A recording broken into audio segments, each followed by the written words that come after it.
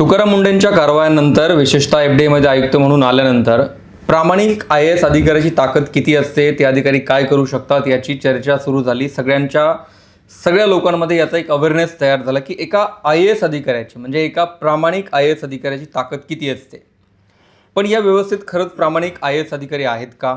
ते खरंच आपली ताकद वापरून पाहतात का? तर या सगळ्या गोष्टी एका बाजूला आणि भ्रष्ट अधिकारी एका बाजूला अशी सध्याची परिस्थिती आहे. जर खरंच आपण म्हणतो की या महाराष्ट्रात 10 तुकाराम मुंढे असतील तर पूर्ण महाराष्ट्राचं चित्र बदलून जाईल. पण प्रामाणिक अधिकाऱ्यांना खूप त्रास होतो. जनता खरंच त्यांच्या मागे उभा राहते का? तुकाराम मुंढे कारवाई करतायत तर अनेक जण म्हणतात की तुकाराम मुंढेंनी मुख्यमंत्री व्हावं, मंत्री व्हावं, निवडणूक लढवावी, राजकारणात उतरावं. पण जर असा एखादा प्रामाणिक अधिकारी राजकारणात उतरला तर त्याच्या मागे खरंच लोक राहतात का? त्याचंही उदाहरण देणारे एक IAS अधिकारी माझ्यासोबत आहेत. त्यांच्या कारकिर्दीत त्यांनी 26 वर्षात 26 बदल्या झाल्या. एवढं होऊन मोठमोठी प्रकरणं हाताळली असा अधिकारी ज्याने स्वतःच्या प्रधान सचिवावरच गुन्हा दाखल करण्याचे आदेश दिले होते, तेही जिल्हाधिकारी असताना पुण्यातून. असा एक प्रामाणिक अधिकारी माझ्यासोबत आहे. 2002ला ते निवृत्त झाले. लोकांच्या आग्रहास्तव त्यांनी पुण्यातून लोकसभेची निवडणूक 2-3 वेळा लढवली. मात्र पुढे काय झालं ते स्वतःच सांगतील. आणि खरंच या व्यवस्थेमध्ये प्रामाणिक IAS अधिकाऱ्यांना स्थान आहे का? प्रामाणिक IAS अधिकारी खरंच दुर्मिळ का झाले आहेत? आणि जे अधिकारी माझ्यासोबत आहेत त्यांची ओळख आहे निवृत्त IAS अधिकारी अरुण भाटिया. महाराष्ट्र केडरचे अधिकारी. सध्या ते निवृत्तीनंतर पुण्यात स्थायिक आहेत. पण त्यांनी कारकीर्द प्रचंड गाजवली आहे. 90चं दशक त्यांनी गाजवलेलं आहे. मोठमोठ्या अधिकाऱ्यांना घाम फोडायचे. भ्रष्ट अधिकाऱ्यांचा ते कर्दनकाळ म्हणून ओळखले जायचे. एकाच वेळी 106 तलाठी आणि मंडळ अधिकाऱ्यांवर ट्रॅप लावून पकडण्याचा रेकॉर्ड त्यांच्या नावावरती आहे. प्रत्येक काम केलं की त्याचा इनाम म्हणून त्यांना बदली मिळायची. ते एकमेव कदाचित असे अधिकारी आहेत ज्यांची बदली खुद्द हायकोर्टाने रद्द केली होती आणि त्यांना पुन्हा त्यांच्या जुन्या जागेवर पूर्ववत केलं होतं. अरुण भाटिया सर माझ्यासोबत आहेत. सर, खरं तर रिटायर्ड लाईफमध्ये तुम्ही सध्या आहात. निवडणूक लढून झाली, सगळं झालं आहे. पण तुमची या निमित्ताने आठवण करण्याचं कारण म्हणजे आत्ता महाराष्ट्रात जी काही कारवाई FDIची सुरू आहे, तुम्ही पण FDIचे कमिशनर राहिलेला आहात आणि या कारवाईमुळे एक प्रामाणिक IAS अधिकाऱ्याची ताकद दिसायला लागली आहे. तर या सगळ्या कारवाईंकडे तुम्ही सध्या कसं बघता? FDIच्या ज्या कारवाई सुरू आहेत त्याकडे. ये एक बात आपने ठीक बोली है कि अधिकार IAS ऑफिसर के पास है, पावर है, लेकिन वो इस्तेमाल क्यों नहीं होता है जनता के भला के लिए, वो सवाल है.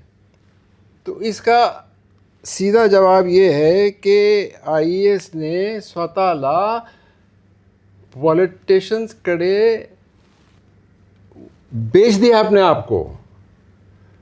जो कॉन्स्टिट्यूशन है उसमें पॉलिटिकल एग्जीक्यूटिव जिसको हम बोलते हैं, मिनिस्टर्स, चीफ मिनिस्टर, कैबिनेट एक तरफ है, और प्रोफेशनल एग्जीक्यूटिव सिविल सर्वेंट्स की ब्यूरोक्रेसी जिसको हम बोलते हैं, वो अलग हैं. और कॉन्स्टिट्यूशन में ऐसी अपेक्षा थी कि ये दोनों अलग फंक्शन करेंगे. और अगर पॉलिटिशियन या मिनिस्टर कुछ गलत करने जाएगा तो ये सिविल सर्वेंट वो फाइल पर साइन नहीं करेगा. और लोगों को ऐसे लगना चाहिए कि ये इसको स्टील फ्रेम बोलते थे. अभी तो खैर कुछ भी नहीं है, लेकिन ऐसा समझा जाता था. अभी बहुत से लोग अभी भी ऐसे लिखते हैं कि ये स्टील फ्रेम है. ये स्टील फ्रेम नहीं है. ये IAS ने देश को बर्बाद कर दिया है. ये पॉलिटिशियंस के चमचे बन गए हैं. जो इनका पावर है इन्होंने सब सरेंडर कर दिया है. ट्रांसफ़र का पावर, ट्रांसफ़र की फाइल मिनिस्टर की सिग्नेचर लगती है. डिपार्टमेंटल इंक्वायरी, पनिशमेंट मिनिस्टर का सिग्नेचर लगता है. और सबसे महत्व ACR जिसको हम बोलते हैं, एन्युअल कॉन्फिडेंशियल रिपोर्ट, म्हणजे वार्षिक कामाबद्दल जे अहवाल आहे उसको अच्छा करना, ख़राब करना, ये भी मिनिस्टर के हाथ में है. जो स्वतंत्रता और जो इंडिपेंडेंस एक इंस्टीट्यूशन को चाहिए वो अब IAS के पास नहीं रही है. अब ये जब दोनों मिल जाते हैं, ये दो ताकतें जो हैं, पॉलिटिशियन और ब्यूरोक्रेट मिल जाता है, तो समझिए कंट्री का लूट होता रहता है. कौन रोकने वाला है? बराबर. क्योंकि ऐसा सोचा जाता था कि अगर पॉलिटिशियन कुछ गलत काम कर रहा है तो ये IAS ऑफिसर रोकेगा उसको. अब दोनों मिल गए हैं, दोनों खुश हैं, दोनों देश चलाते हैं, दोनों पैसा खाते हैं, और ये अपना हाल हो गया है. त्यामुळेच लोक विचारतात, म्हणजे जेव्हा तुकाराम मुंडे एखादी कंपनी बंद पाडतात, दुधाचं शुद्धीकरण म्हणजे दुधातली भेसळ ते हद्दपार करतात, तर लोक असं म्हणतात की 2 महिन्यामध्ये तुकाराम मुंडे एवढं करतात, तर या आधीच्या अधिकाऱ्यांनी हे का नाही केलं? हाँ, उसका यही जवाब है साहब कि वो नहीं कर सकते हैं और नहीं करना चाहते हैं। जो समझ लीजिए 20% मेरे हिसाब से, मैं किताब लिख रहा हूँ, किताब में भी यही लिख रहा हूँ, 80% आईएएस लोग भ्रष्ट हैं। अगर आप आईएएस की सही व्याख्या पकड़े तो समझो 20-30% ऐसे लोग हैं जो तांजी सोना लेते हैं, पैसा लेते हैं, फ्लैट मिल जाता है बॉम्बे में, बच्चों की पढ़ाई अमेरिका में फाइनेंस हो जाती है, लड़की की शादी कॉन्ट्रैक्टर अरेंज करता है, डायमंड्स देता है, दावत देता है, वो 31% हैं। लेकिन बाकी जो हैं उनका करप्शन अलग तरीके का है, बट समाज को उतना ही नुकसान होता है। वो कौन से हैं? वो ऐसे हैं जो चुपचाप बैठ के गलत फाइल पर अपना सिग्नेचर डाल देते हैं। किसी को ज़मीन देनी है, किसी पॉलिटिशियन के लड़के ने कॉलेज यूनिवर्सिटी खड़ी करनी है, तो पब्लिक नोटिस नहीं, कुछ नहीं, अपने यार दोस्त को ज़मीन चली जाती है। एक उदाहरण दे रहा हूँ मैं आपको। तो ऐसे फाइलों पर ये चुपचाप सही कर देते हैं, वो भी भ्रष्टाचार है। अगर उस किस्म का भ्रष्टाचार आपने हिसाब में लिया तो मैं बोलता हूँ 80% लोग भ्रष्ट हैं। रह गए 20%। 20% से में से कुछ 5% लोग ऐसे हैं जो सामना करेंगे पॉलिटिशियन का, और जो बाकी 15% हैं वो चुपचाप रहते हैं। अपने उनको कुछ साइड पोस्ट दिया जाता है, होम मिनिस्ट्री में डिप्टी सेक्रेटरी बना दिया, आरटीओ का कितने व्हीकल्स रजिस्टर होते हैं महीने में वो काम दे दिया, वो आराम से बैठ के करता है। तुमच्या काळात म्हणजे तुम्ही एक ऑनेस्ट म्हणजे प्रामाणिक अधिकारी म्हणून तुमची ओळख होती, तर तुमच्या बदल्या तर व्हायच्या, बदल्या काय नवीन विषय नव्हता। म्हणजे आत्ताही तसं तुकाराम मुंडेंच्या बदल्या होतात सतत, तर 2-4 महिन्याला वर्षभराला होते, तुमच्याही बदल्या व्हायच्या, तुमच्यावर डिपार्टमेंटल इन्क्वायरी पण व्हायच्या, आणि तुमच्या म्हणजे वैयक्तिक लेवलचा त्रास व्हायचा, म्हणजे आपण याला हॅरासमेंट म्हणू शकतो, it's a torture kind of in the system. तर आपण हे सगळं झाल्यानंतर म्हणजे त्याच्यामुळे या सगळ्या हॅरासमेंटमुळेच प्रामाणिक अधिकारी तयार होत नाहीत। जी हाँ, वो सही बोला आपने। एक्चुअली सॉरी, आपका लास्ट क्वेश्चन को मैं पूरा आंसर नहीं दे पाया। हाँ, लोगों के मन में डर भी है, क्योंकि अभी बहुत जो भ्रष्टाचार की मशीनरी है वो उसको बहुत ताकत मिल गई है। आपको प्रोटेक्शन नहीं मिलेगा, आपका करियर स्पॉइल कर दिया जाएगा। कल मैं उदाहरण देता हूँ आपको। यहाँ के चीफ सेक्रेटरी के खिलाफ मैंने पुलिस में कंप्लेंट दे दी। वो कुर्सी पर उस टाइम चीफ सेक्रेटरी की कुर्सी पर बैठे थे। मैं उनका नाम नहीं ले रहा क्योंकि वो गुजर गए, अच्छा नहीं लगता। कौन सा साल था ये? 1999। ओके, वो आप हिसाब निकाल लीजिए कौन चीफ सेक्रेटरी थे। सो अब ज़्यादा डिटेल में नहीं जाता, लेकिन उन्होंने कुछ कॉन्ट्रैक्टर्स को फेवर दिखाया। बाकी जो कॉन्ट्रैक्टर्स ने टेंडर्स भरे थे उनकी पीठ पे जाके अपने कोई 2-4 लोगों को कॉन्ट्रैक्ट दे दिया। वो उस टाइम कमिश्नर थे पूना म्यूनिसिपल कॉरपोरेशन के। बहुत क्लियर केस है। तो जो कॉन्ट्रैक्टर्स को नुकसान पहुंचा वो कोर्ट में गए इस चीफ सेक्रेटरी के खिलाफ। कोर्ट ने ये चीफ सेक्रेटरी पर स्ट्रिक्चर्स पास किए कि बिल्कुल इरेगुलर है, गलत है, ऐसा नहीं करना चाहिए, वगैरह वगैरह। तो कोर्ट कभी बोलता नहीं है कि इसके खिलाफ एक्शन लो। वो सब होते हुए भी इसके खिलाफ एक्शन नहीं लिया गया था। तो एक दिन मैं बैठा था तो एक आदमी, ये सब मुझे मालूम नहीं था, जब मैं वहाँ कमिश्नर था बन के गया था पुणे में कॉरपोरेशन में, तो एक आदमी आया। तो इससे भाटिया साहब आपके बारे में बहुत सुना है, एक काम करके दिखाएंगे। सो ऐसे क्या काम है? तो उन्होंने बोला ये चीफ सेक्रेटरी जब यहाँ कमिश्नर था उसने ऐसे ऐसे किया है, और कोर्ट ने भी उसके खिलाफ ऑर्डर पास किया है कि ये गलत किया उसने। क्या आप वो निकालेंगे? ऐसे अगर ये सही है तो हम निकालेंगे। तो मैंने ऑफिस में बोला वो फाइल निकालो। वो इंजीनियर्स फाइल निकालने के लिए तैयार नहीं थे। तो हमने धमकी दिया अगर वो फाइल नहीं निकालते तो हम तुम्हें सस्पेंड करेंगे। फिर वो 2 घंटे में फाइल आ गई। तो मैं क्या देखता हूँ उसमें, कोर्ट ऑर्डर्स हैं कि इसने गलत किया है और स्टे दे दिया कोर्ट ने। लेकिन फाइनल ऑर्डर इसलिए नहीं पास किया क्योंकि तब ये कमिश्नर पीछे से जाके कॉन्ट्रैक्टर्स को खुश कर दिया और बोला कि भैया और आगे मत ले, मेरा करियर का है ये वो। तो जो कॉन्ट्रैक्टर्स कोर्ट में गए थे वो हियरिंग के लिए आना बंद कर दिया, तो कोर्ट ने ऑर्डर पास कर दिया dismissed for lack of prosecution. म्हणजे जो कंप्लेनेंट है वो सामने ही नहीं आ रहा तो हम केस बंद कर देते हैं। लेकिन उसके पहले जो स्टे दिया था उसमें ये सब लिखा था कि ये सब गलत किया। मैं ज़्यादा कॉम्प्लिकेटेड तो नहीं बता रहा। नहीं और तो फिर ये फाइल निकली तो इतना क्लियर था साहब, और मैं तो हैरान हो गया कि भाई एक आईएएस ऑफिसर इस तरह कर सकता है और फाइल ऐसी आसानी से दबा जा सकती है। और जनता में कोई लोगों को मालूम भी है कि ये ऐसा हुआ है, लेकिन कोई सामने नहीं। तुम्ही तेव्हा कमिशनर असताना मी कमिशनर होतो, सचिवांवरच FIR चे आदेश दिले. तेव्हा ते मुख्य सचिव होते, मी कमिशनर म्हणून काम करत होतो. कमिशनरने मुख्य सचिवावर आदेश दिले FIR करण्याचे. तुम्ही कमिशनर होतात तेव्हा. हो, तेव्हाचा जे चीफ सेक्रेटरी होता उस टाइम वो कमिश्नर पूना थे जब उन्होंने ये गुनाह किया. तो जब मैं कमिश्नर बन के आया मैंने उनके खिलाफ, तब वो चीफ सेक्रेटरी बन चुके थे. वो कुर्सी पर बैठे थे और आणि त्यांच्या विरोधात तुम्ही FIR करण्याचे आदेश दिले. हो, झाला FIR. आम्ही FIR दिलं. लोकल पोलीस FIR रजिस्टर करायला तयार झाले नाही म्हणून मी CBIला दिलं कंप्लेंट. तुमच्या अधिकारातून. एक्चुअली आमचा अधिकार नव्हता, हाँ. कारण स्टेट गवर्नमेंट का परमिशन लगता है. पर मैंने बोला कि पूरी पुलिस मशीनरी दबी हुई है, देते हैं CBI को. सच्चाई का मामला है, क्यों छुपाना है, दे दो, देखें क्या करते हैं वो लोग. जब गुनाह साफ दिख रहा है तो क्या बंद कर देंगे कि परमिशन नहीं है. पूछने तो CBI पूछेगी गवर्नमेंट को कि हमको परमिशन दो, साफ दिख रहा है गुनाह, कोर्ट का ऑर्डर है उधर. तो दूसरे दिन कट 7 बजे मेरे फ्लैट के बाहर 2 पुलिसमैन आ गए, चौकसी करायची है. तो मैं थोड़ा चिड़लो ऐसे, अभी मैं ऑफिस में हूँ, आप 10 बजे ऑफिस में आके चौकसी कीजिए, नहीं तो मैं पुलिस स्टेशन आने को तैयार हूँ, मैं घर में क्यों आए. तो उधर थोड़ा बहस शुरू हो गया. ऐसे देखो, इस तरह अगर आप दादागिरी करेंगे तो मैं आपके खिलाफ कंप्लेन करूँगा.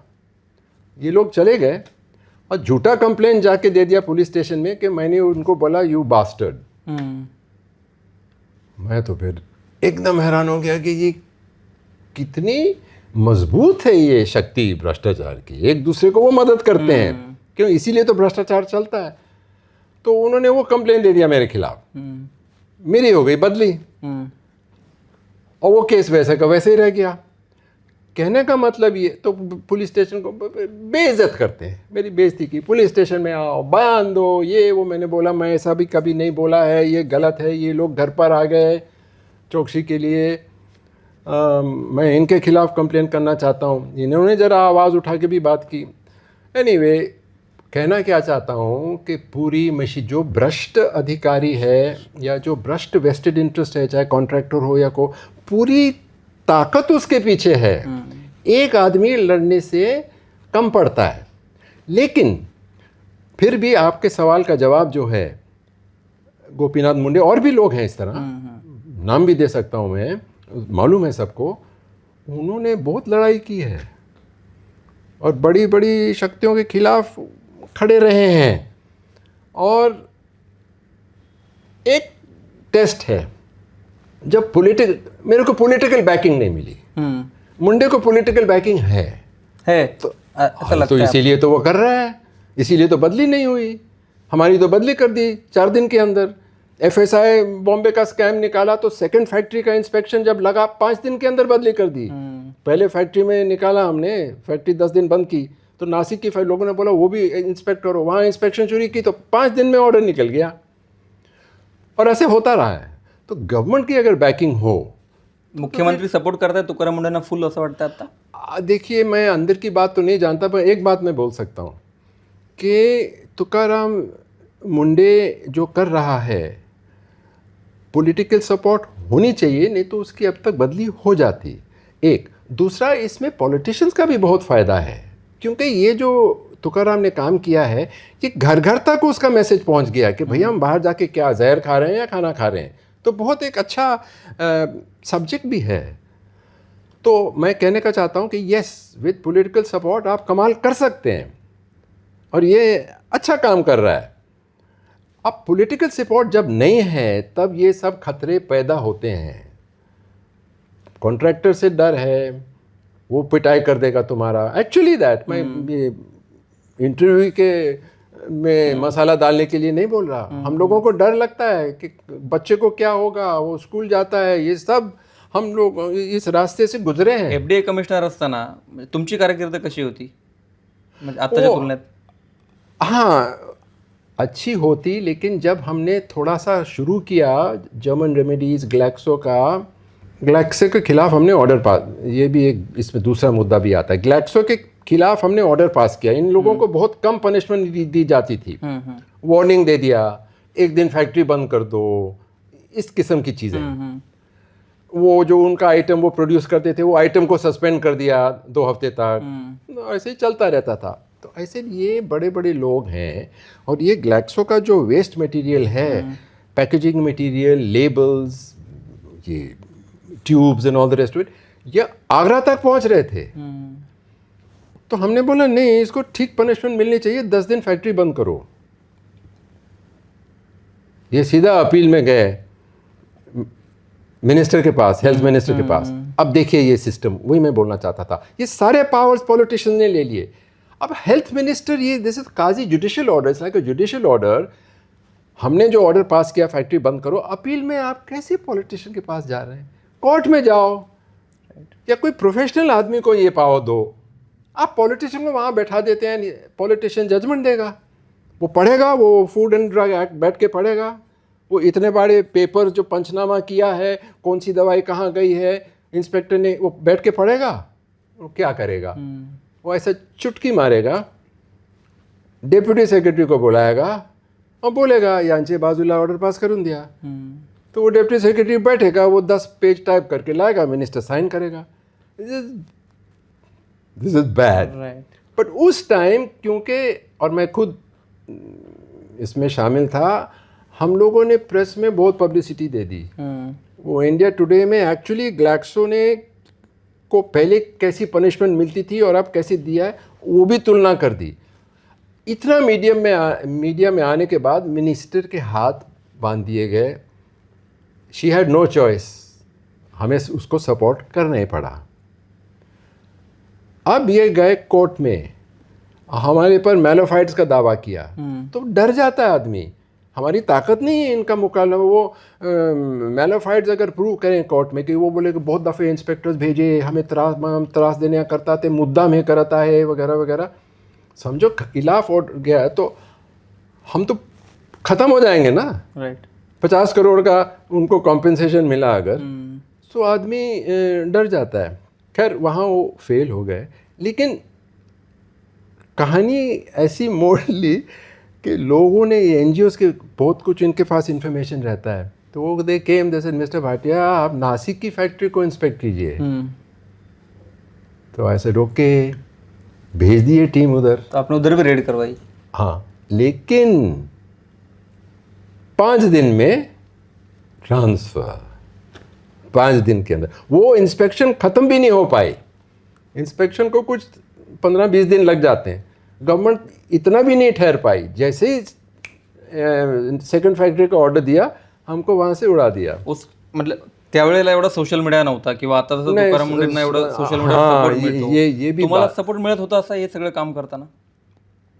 सोशल मीडिया तो था नहीं, लेकिन जो प्रेस के लोग हैं उन्होंने अच्छा सपोर्ट दिया था। इसीलिए जो मिनिस्टर हैं वो हमारा ऑर्डर को डिसमिस नहीं कर पाए। मतलब ऐसा कभी हुआ है कि आपका ट्रांसफ़र किया, लोग आपके समर्थन में आए, उस टाइम पे अवेयरनेस था ऐसा? वो हुआ साहब। ये अच्छे लोग हैं इंडिया में, बहुत अच्छे लोग हैं। आम आदमी अच्छा है, आम आदमी पार्टी के नहीं, लेकिन आम आदमी अच्छा है। लेकिन जो देश चला रहे हैं, एडमिनिस्ट्रेटर्स, बहुत से इलेक्टेड लोग, ये ठीक काम नहीं कर रहे। तो जब भी हमारी ट्रांसफ़र होती थी, कोई बड़ा सवाल आया, भ्रष्टाचार के खिलाफ हमने एक्शन लिया, ट्रांसफ़र हुई, तो लोग आते थे सामने, मिनिस्टर को बोलते थे बदली मत करो। बहुत दफ़े हुआ है। EGS में जब भ्रष्टाचार निकाला धुलिया में, तब लोग गए। अब पूना में जब मैं था, हमारी बदली कर दी इन्होंने पूना कॉरपोरेशन में। वहाँ मैंने रिपोर्ट भी भेजी थी गवर्नमेंट को कि ये कॉरपोरेशन को आप सस्पेंड कीजिए, बहुत गंदगी टेंडर्स ना बुलाते हुए परचेज कर रहे हैं। 200 या 400 लोग उन्होंने बस without going through employment exchange काम पे लगा दिए। अब मेरे को बताया गया कि ये लोग कॉरपोरेट्स के घर में भी आके काम करते हैं, सब इरेगुलर अपॉइंटमेंट्स। तो मैंने रिपोर्ट सबमिट कर दी, इन सबों ने वोट लेके मेरे को ट्रांसफ़र करा दी, क्योंकि एक प्रोविज़न है अविश्वास ठराव। हाँ, ये बहुत अजीब प्रोविज़न है कि आप ऑफिसर को निकाल सकते हैं वोट लेकर। तो लोग कोर्ट में गए थे। हाँ, पावर गवर्नमेंट का है, गवर्नमेंट वो नामंजूर कर सकती है, लेकिन गवर्नमेंट ने मंजूर कर दिया, मैं वहाँ से निकाल दिया गया। तो दिस इज़ एक्चुअली एक मेरे जीवन में एक बहुत अच्छा एक्सपीरियंस हुआ। लोगों की दोस्ती मिलती रहती थी, लेकिन ये एक बहुत और भी अच्छा एक्सपीरियंस हुआ क्योंकि बहुत से लोग जुड़ गए थे। They went to court, high court ने मेरा ऑर्डर कैंसिल किया। लोगों का सपोर्ट था, लेकिन कितने लोग हाई कोर्ट पे गए? 4 लेडीज ऑफ पूना। ये कोई पॉलिटिशियंस के रिलेशंस नहीं थे, ब्यूरोक्रेट्स के रिश्तेदार नहीं थे, ऑर्डिनरी सिटीजन्स। उनको बुरा लगा and they went to the court और ऑर्डर ट्रांसफर कर दिया, ट्रांसफर कैंसिल हो गया। फिर मैं आया, फिर इन्होंने 4 हफ्ते के बाद मेरे को अविश्वास ठराव. आता तुम्ही पुस्तक लिहिताय, म्हणजे काही दिवसात हे पब्लिश होईलच, त्याचं आता काम चालू आहे सध्या. यात तुम्ही बरेच किस्से लिहिलेत तुमच्या करिअरमधले. म्हणजे तुम्ही 106 तलाठी आणि मंडळाधिकारी रेड हँड पकडणं असेल किंवा मुंबई पुण्यातले भूमाफियांवर कारवाई असेल, खूप प्रकरणं आहेत आणि खूप मोठ्या एकदम बिग शॉट्स लोकांना तुम्ही नडलात त्या काळात. म्हणजे त्या लोकांना तुम्ही त्रास दिला किंवा त्यांचे अवैध धंदे बंद पाडले. पण या सगळ्यांमध्ये सगळ्यात जास्त त्रास तुम्हाला कोणत्या प्रकरणामध्ये झाला?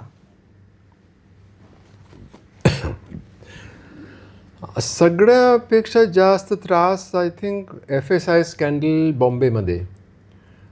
उधर क्या हो गया था साहब, ये जो नक्शे हैं विलेज, ये सिटी के मैप्स, समझो 15,000 स्क्वायर यार्ड्स का है, उधर ये लोग एक ज़ीरो और डाल देते थे। म्हणजे इतने ओपन तरीके से भ्रष्टाचार। और फिर बिल्डिंग परमिशन लेते थे, उसमें बॉम्बे कॉरपोरेशन भी मिली हुई थी, ये सब जानते हुए भी बिल्डिंग परमिशन दे देते थे। तो उस टाइम खतरा था। यूसुफ पटेल के प्लॉट्स थे और लोग हमें बोल रहे थे कि इसमें मत पड़ो। ये बहुत बड़े बड़े लोग हैं, बॉम्बे की ज़मीन तो सोने जैसी है। और हमने अभी आप हमें याद दिला रहे हैं, मैं खुद ही भूल रहा हूँ।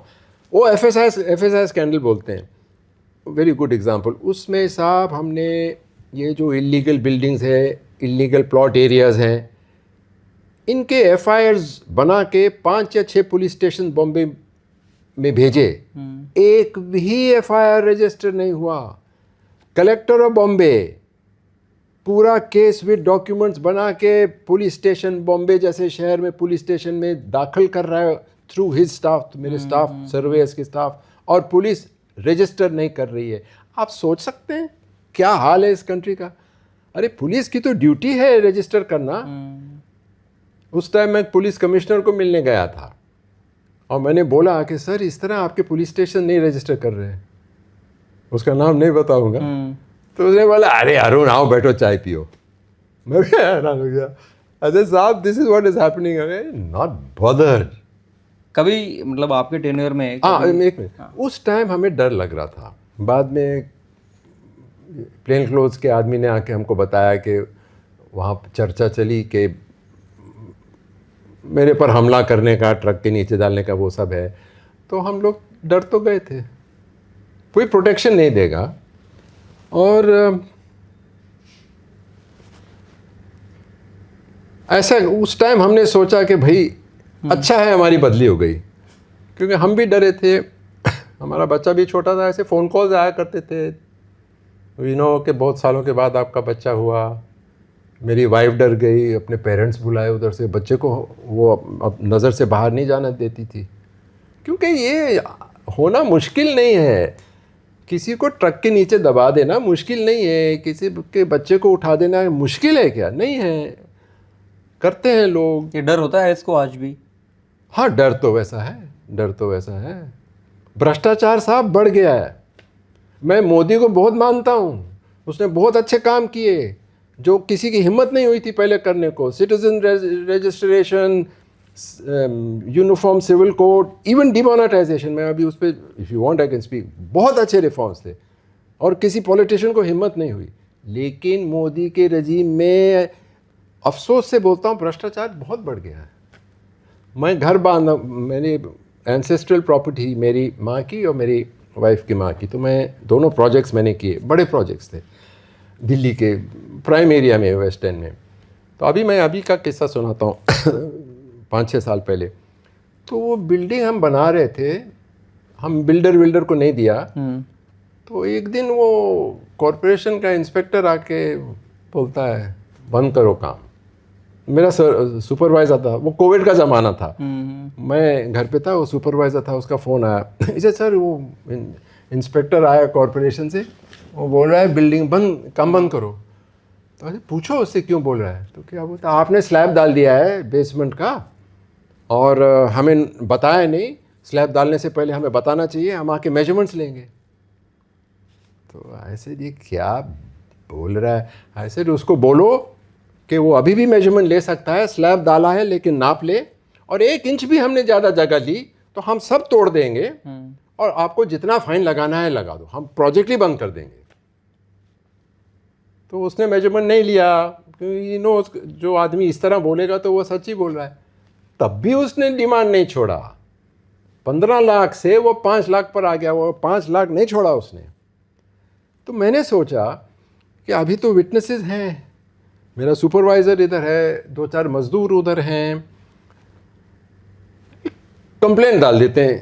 तो पागल जैसे मैंने लिख दिया complaint commissioner of the corporation के आपके आदमी ने आया, उसने ऐसे बोला ऐसे बोला ऐसे बोला, ये भ्रष्टाचार है और आपके नाक के सामने हो रहा है, ये कैसे होता है। इमीडिएटली उसके एडिशनल कमिश्नर ने मेरे को फ़ोन किया, सर आई एम सॉरी, हम उसकी बदली कर रहे हैं। वो भी IAS ऑफिसर था, कमिश्नर भी IAS ऑफिसर था, इससे एक मुद्दा निकल रहा है, आपने याद दिलाया। तो ऐसे बेटा तुम उसकी ट्रांसफ़र करके क्या करोगे, वो जाके वो धंधा वैसे ही करेगा, दूसरी जगह पे वही करेगा। हाँ, बाद में वो आर्किटेक्ट ने, हमारे इंजीनियर थे, अच्छे लोग थे, उन्होंने समझाया कि ये सब बांधा हुआ है। प्लान पास करने के लिए सर्वेयर को इतना % मिलेगा, या टेंडर जो पास करता है, अकाउंटेंट जो पेमेंट करता है टेंडर को, उसको इतना मिलेगा, आर्किटेक्ट को इतना मिलेगा, स्ट्रक्चरल इंजीनियर को इतना मिलेगा, बाकी जो भी ऊपर नीचे के लोग हैं, ऑफिसर्स हैं, वो सब तय कर दिया है। तो इसको हम बोलते हैं इंस्टीट्यूशनलाइज्ड करप्शन, जहां पूरा डिपार्टमेंट के सारे ऑफिशियल्स इसमें शामिल हैं। और एक जगह अगर आप जैसा हो या तुकाराम मुंडे जैसा हो, मतलब एक बंदा एक IAS ऑफिसर आता है जो ये पूरी चेन ब्रेक कर देता है, करप्शन नहीं करता है, तो फिर क्या माहौल बन जाता है। अगर पॉलिटिकल सपोर्ट है तो उसको यश मिलेगा। अगर वो रियली ऑनेस्ट है और वो करना चाहे, चेन तोड़ना चाहे, तो यश मिलेगा, लेकिन चांस नहीं मिलता। वो अगर वहाँ से हटा देते, बहुत दफ़े मेरे को हटाया गया और मैंने बोला बट वो करप्शन का क्या हुआ, तो चीफ सेक्रेटरी की लेटर आती है कि तो अब तुम्हारे न्यू पोस्टिंग में जो काम है वो करो, और जो पहले गुजरा हुआ है उससे तुम्हारा कुछ संबंध नहीं है। बहुत मैं इसलिए बोलता हूँ कि पॉलिटिशियन में फिर भी 4 अच्छे लोग मिल जाते हैं साहब, क्योंकि पॉलिटिशियन को लोगों का काम कुछ हद तक करना पड़ता है। ब्यूरोक्रेट को कुछ भी कमिटमेंट नहीं है, कुछ कमिटमेंट नहीं है कि भाई ये समाज का हम ये फ़ायदा करेंगे वो करेंगे। वो सिर्फ कुर्सी पर शान मस्ती के लिए बैठता है, पैसे कमाने के लिए बैठता है। ये दोनों में फ़र्क है। या सगळ्यामध्ये म्हणजे तुमच्या करिअरमध्ये आप पुण्यात तुम्ही बहुतेक रिजनल कमिशनर होता, तेव्हा डिव्हिजनल कमिशनर होतात पुण्यामध्ये आय थिंक, हो, आणि तेव्हा म्हणजे महसूल रेव्हेन्यू डिपार्टमेंट करप्टेड आहे, आजही तेवढंच आहे, तेव्हाही तेवढंच होतं. खालच्या लेवलपासून वरपर्यंत करप्शन खूप जास्त आहे रेव्हेन्यू डिपार्टमेंटमध्ये, सगळीकडे आहे साहेब. रेव्हेन्यू डिपार्टमेंटचं थेट लोकांना रोजच्या रोज म्हणजे अगदी 7-12 काढायचं आहे, उत्पन्नाचं प्रमाणपत्र, जातीचा दाखला, छोटे छोटे प्रमाणपत्र, तिथे खूप साऱ्या प्रमाणात तिथे करप्शन आहे. तुम्ही डिव्हिजनल कमिशनर असताना तिथे 106 तलाठी आणि मंडळ अधिकाऱ्यांवर ट्रॅप लावला होता आणि ते खूप वेगाने वाढत होतं. तर तो किस्सा काय होता, तुम्ही 106 अधिकारी का अडकवले होते? हे सगळं साहेब आपल्याला कुठून कळलं? ते सगळं अवेलेबल आहे पब्लिक डोमेनमध्ये. ये रेवेन्यू डिपार्टमेंट में एक सबको मालूम है कि तलाटी छोटा आदमी है, लेकिन उसके पावर्स बहुत बड़े हैं। चाहे इंडस्ट्रियलिस्ट हो, चाहे अधिकारी हो, चाहे पॉलिटिशियन हो, जो काला पैसा है, जो रिश्वत का पैसा है, जो वो समझा नहीं सकता कि कहाँ से आया है, वो ज़मीन में डाल देता है। तो वो कैश हैंडल नहीं करता, वो ज़मीन में किसी के नाम पे डाल देता है, इसको हम बेनामी बोलते हैं।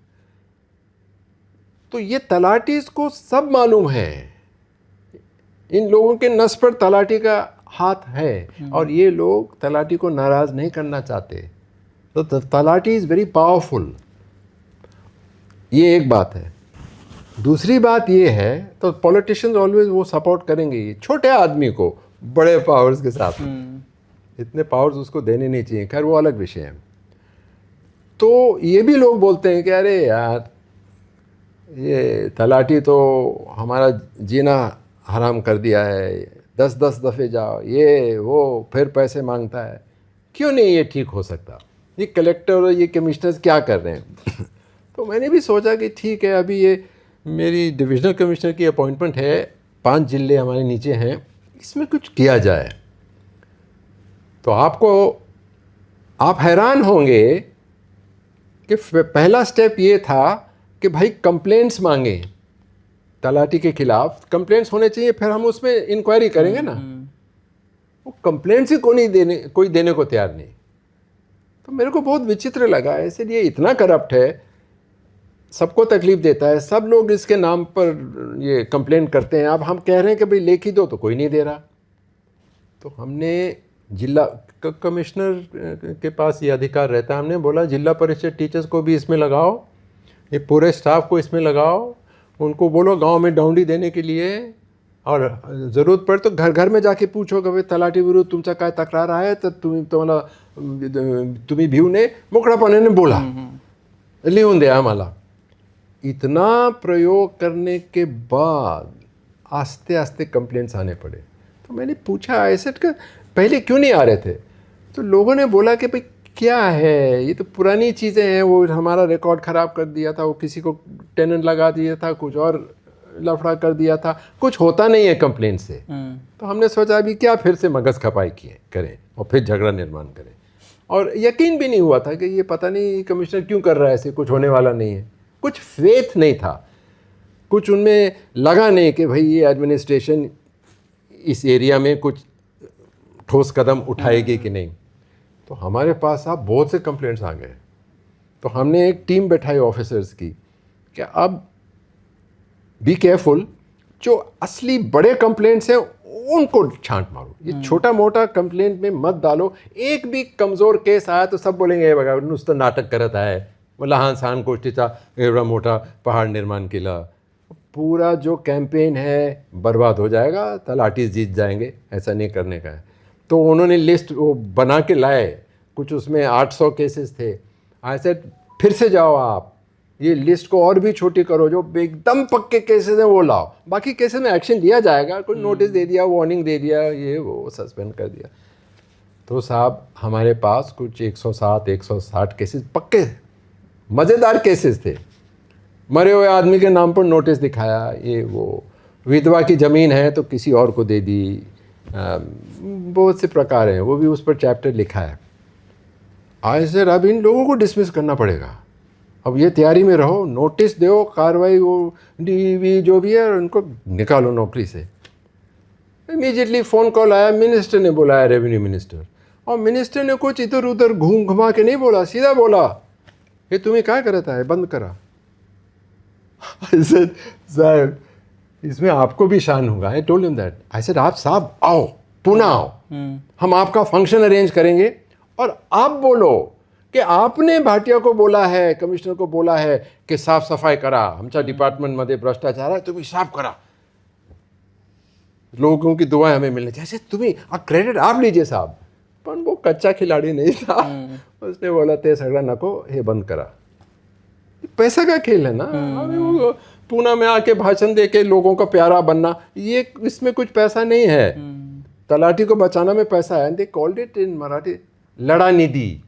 दे मेड दिस कलेक्शन लढा निधी घेऊन ते गेले. कुठे गेले माहीत नाही, वरती गेले असेल. तो मिनिस्टर ने सीधा ये बोल दिया. मैं चुपचाप आ गया. And I told the collector ऐसे नहीं, ये नहीं, ऐसा नहीं करने का है, हम करेंगे कार्रवाई. और तलाटी ने बोला हम स्ट्राइक पर जाएंगे. हम खुश हो गए. वहाँ से फ़ोन आ रहे हैं मिनिस्टर की पी एच ते स्ट्राईकवर जाणार, काय होणार, एवढी फेरफार, म्यूटेशन एंट्रीज बोलते हैं. लोगों का सब वो टाइटल वाइटल का रिकॉर्ड फ्रीज हो जाएगा. ऐसे साहब कुछ नहीं होगा, हम ये वेलकम करते हैं. इन खराब लोगों को सबक सिखाना है जनता के सामने.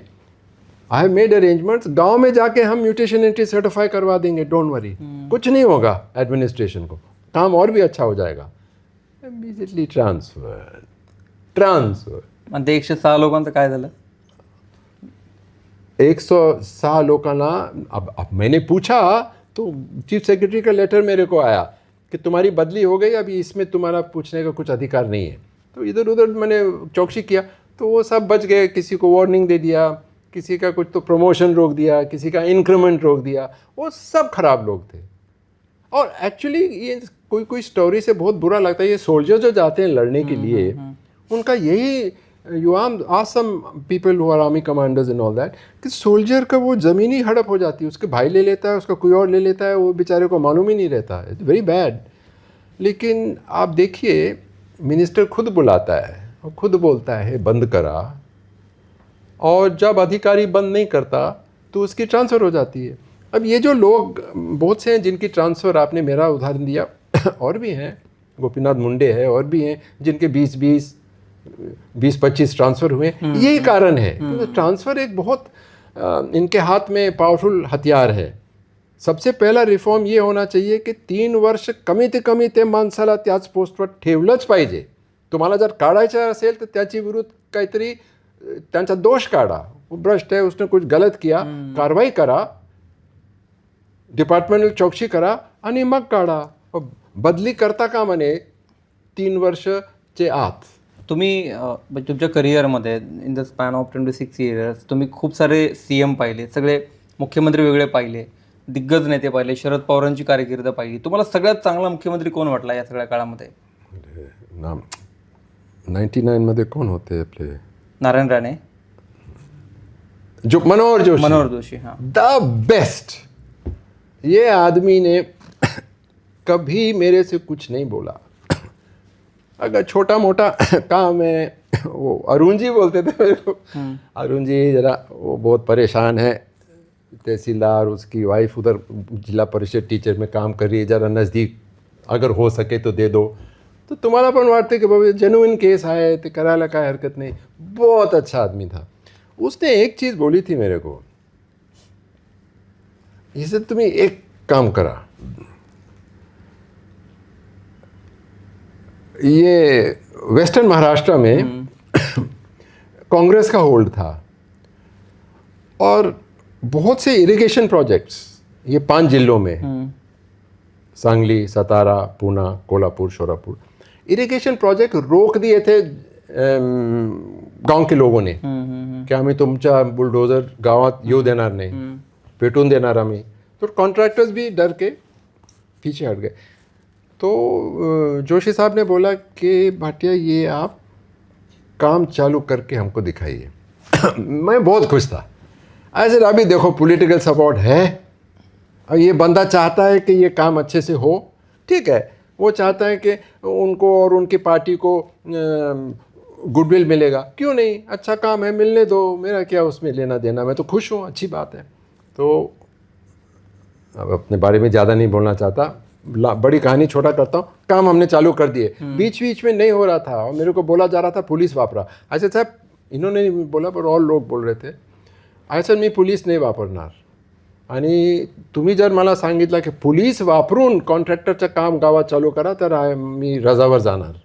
विदाउट एक पुलिसमैन का भी इस्तेमाल ना करते हुए सब काम हमने चालू किया. आप पूछो कैसे, पूछिए आप कैसे हुआ? हाँ. क्योंकि सर भ्रष्टाचार नहीं होने दिया. ये बेकार लोग रेवेन्यू डिपार्टमेंट के जमीन वाटप में कितना गोंदड़ करते हैं. वो जमीन वो उसको दिखाते भी नहीं हैं, उसके नाम पे पर्याय जागा आम्ही देतो ना पुनर्वसनमध्ये जे धरणग्रस्त आहे त्यांना आम्ही पर्याय जागा देतो कमांड एरियामधून, ठीक है। अब अच्छी ज़मीन बड़े पार्टी लोग ले जाते हैं, बाकी का क्या होगा? उनको कहीं दूर भेज देते हैं। ज्या जमीनमध्ये पाणी कणांचं पाणी येत नाही ते जमीन ते वाटप करतात। नियमाप्रमाणे कमांड एरियामध्ये जे जमीनमध्ये पाणी येणार आहे ती जमीन वाटप केली पाहिजे। बहुत लोग अभी भी ठहरे हुए हैं, 10-10, 15-15 साल से उनको ज़मीन नहीं मिली, तो उधर हमने रिफॉर्म ले आए। सबसे पहले तो कमांड एरिया में जो ज़मीन अक्वायर करते थे वो भी नहीं पूरी अक्वायर होती थी। वो 8 उतारा प्रमाणे सीलिंग लगाते हैं कमांड एरिया में, इतनी ज़मीन लेनी है, तो बड़े लोगों का नहीं लेते थे और लोगों का ले लेते थे। और जिसको ज़मीन वाटप किया है, टाइम से वाटप करना है, उसको पहले ट्रक में ले जाके वो ज़मीन दिखाना है, उसको पसंद होना चाहिए, तब देना, ये गारंटी हमने दिया था। और थोड़ा कॉम्पेंसेशन का जो अमाउंट था बहुत कम था, वहाँ भी जोशी साहब ने बहुत मदद की, तो हम ज़रा अच्छा कॉम्पेंसेशन दे रहे थे। वो हमारे हाथ में रहता है भाई, एक खरीदी बिक्री 10,000 एकड़ प्रमाणे है, दूसरी 80,000 एकड़ प्रमाणे है, तो लैंड एक्विजिशन ऑफिसर भी डरता है कि 80 कैसे देंगे, उसके तो 2 ही सेल्स हैं, 10,000 के तो 50 सेल्स हैं, लोग बोलेंगे पैसा खा के किया है। आई सेड नो, ये सब कम कीमत दिखाते हैं टैक्स बचाने के लिए। टैक्स बचाने के लिए ये ज़मीन की कीमत कम बताते हैं, तो अगर अच्छे सेल्स मिले आप लो और मंत्रालय से पास होगा अवॉर्ड। तुम्ही म्हणजे शेवटाकडे बोलतोय आपण इंटरव्ह्यूच्या, तर तुम्ही म्हणजे काम करत असताना लोक मागे उभा राहतात, खूप कौतुक करतात प्रामाणिक अधिकाऱ्यांचं, जसं आता तुकाराम मुंडेंचं करते, त्यांना कोणी म्हणतं तुम्ही राजकारणात या, मुख्यमंत्री असा पाहिजे, मंत्री असा पाहिजे, आणि तुम्ही असे अधिकारी आहात ज्यांनी खरंच राजकारणात येऊन पण प्रयोग करून पाहिले की खरंच इकडे लोक मागे उभा राहत आहेत का? तुमचा काय अनुभव होता की खरंच एका प्रामाणिक माणसाच्या मागे लोक उभा राहतात राजकारणात? इसमें ज़रा मेरे को 2 मिनट आपको देना पड़ेगा मुझे।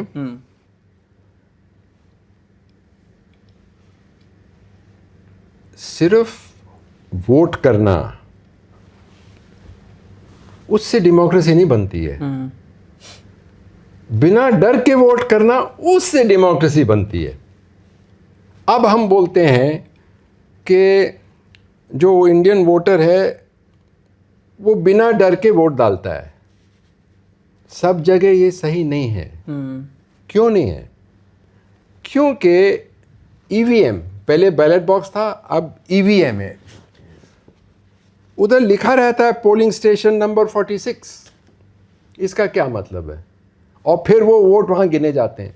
इसका मतलब पोलिंग स्टेशन नंबर 46 में समझो 1500 वोटर्स हैं, 700 ने इस पार्टी को दिया, 300 ने इस पार्टी को दिया, तो झट से मालूम पड़ जाता है कि ये बस्ती में, ये स्लम में, इस एरिया में ज़्यादा वोट इसको मिले हैं, इन्होंने हमको धोखा दिया है, हमारा पैसा लेके फिर भी हमें वोट नहीं दिया है।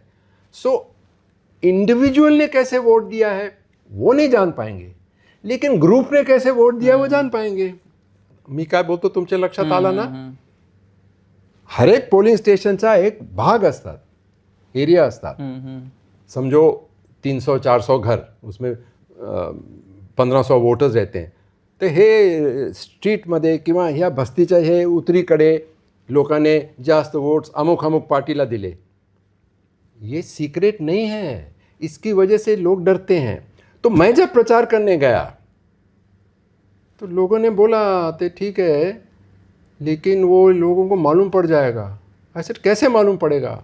फिर मैंने अभ्यास किया तो इस वजह से मालूम पड़ेगा। ऐसे मालूम, अब दूसरा सा मालूम पड़ जाएगा तो क्या होगा? ये एक्चुअली मेरे लिए एजुकेशन था। मेरे को 60,000 वोट मिले, नो पार्टी, ना किसी पॉलिटिशियन का हाथ मेरे कंधे पर, 60,000 वोट्स आई गॉट एनीवे। तो ऐसे भाई इनको लोगों को कार्यकर्ता, लोकल बॉस, स्लम बॉस या गुंडा या जो भी आप कहें, और सिंपल पार्टी वर्कर, इनको मालूम पड़ जाएगा तो क्या बिगड़ेगा? तो आपको मारने आएंगे? ही सेड नहीं, सबको ऐसे मारने तो नहीं आएंगे। एक आध हमारे में लीडर है जिसने इस तरफ अलग तरफ वोट दिया तो हो सकता है, लेकिन वैसा नहीं। तो ऐसे कैसे तंग करेंगे आपको? तो उसने मेरे को विचित्र एग्जाम्पल्स दिए।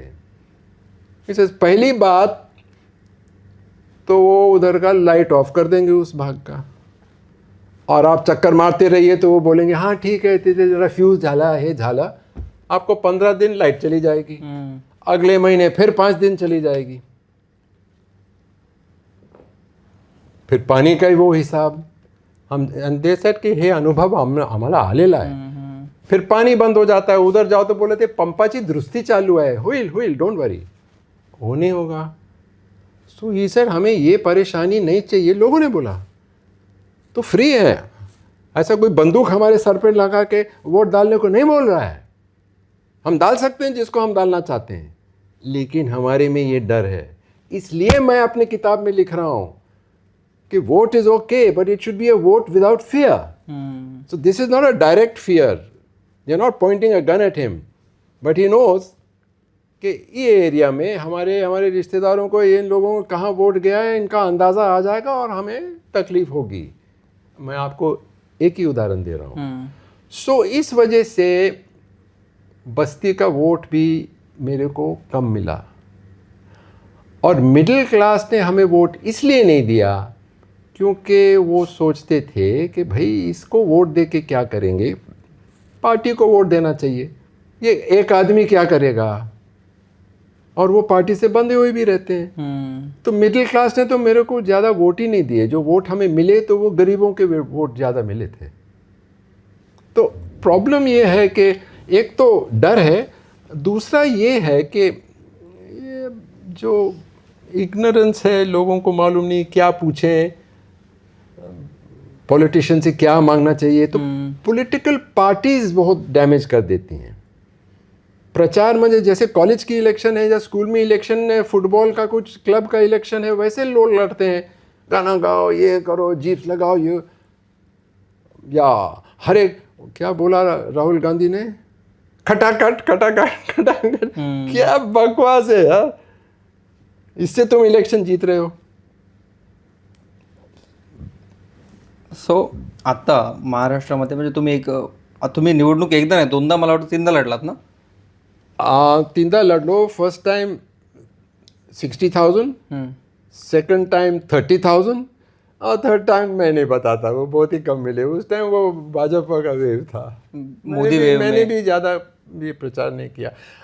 नहीं जीत सक. अच्छा, अरे मैं खुद को नहीं बोल रहा अच्छा हूँ, बहुत अच्छे लोग हैं इस देश में. मैं फिर बोल रहा हूँ, आम आदमी इंडियन बहुत अच्छा है, शरीफ है, फैमिली माइंडेड है, बुजुर्ग पेरेंट्स का ख्याल रखता है, इज अ गुड मैन. वो स्टैंड नहीं होता, पार्टी उनको कहाँ टिकट देगी, वो पैसा नहीं कमाता, ना अपने लिए, ना पार्टी के लिए, ना गवर्नमेंट के लिए. उसको आप कैंडिडेट बनाइए, उसको वोट दीजिए, नहीं हो सकता. एक्चुअली बाद में मालूम पड़ा कि I wasted my time, but मेरे को अनुभव आया और सीख लिया मैंने बहुत. तर अरुण भाटिया यांचा इंटरव्ह्यू यासाठी घेतला की तुकाराम मुंढेंच्या कामाचं कौतुक होत आहे. म्हणजे कोणताही प्रामाणिक IAS अधिकारी असेल, IPS असेल, कोणताही प्रामाणिक अधिकारी असेल तर त्याचं लोक कौतुक करतात. त्यांना पुढे असाच राजकारणी असे प्रामाणिक पाहिजे असे लोक म्हणतात. पण असा प्रामाणिक अधिकारी जेव्हा राजकारणात येतो तेव्हा काय झालं ते स्वतः अरुण भाटिया यांनी सांगितलं. लोकांनी त्यांना मतं दिली नाही, लोक घाबरली, पक्षाकडे लोक गेली, आम्हाला पुढे त्रास होईल असं म्हणाली. त्याने त्यांचं पूर्ण कारकीर्द शेअर केली. तुकाराम मुंढेंच्या कामाचं कौतुकही केलं. त्यांना पॉलिटिकल बॅकिंग असल्यामुळं हे सगळं करू शकतात, पण त्यांना असं बॅकिंग कधीही मिळालं नाही. 4-5व्या दिवशी बदली व्हायची असं त्यांनी सांगितलं. तर ही मुलाखत कशी वाटली तुम्ही नक्की कमेंटमध्ये लिहा. आवडली असेल तर पुढे शेअर करा. story.com ला सबस्क्राईब करायला विसरू नका.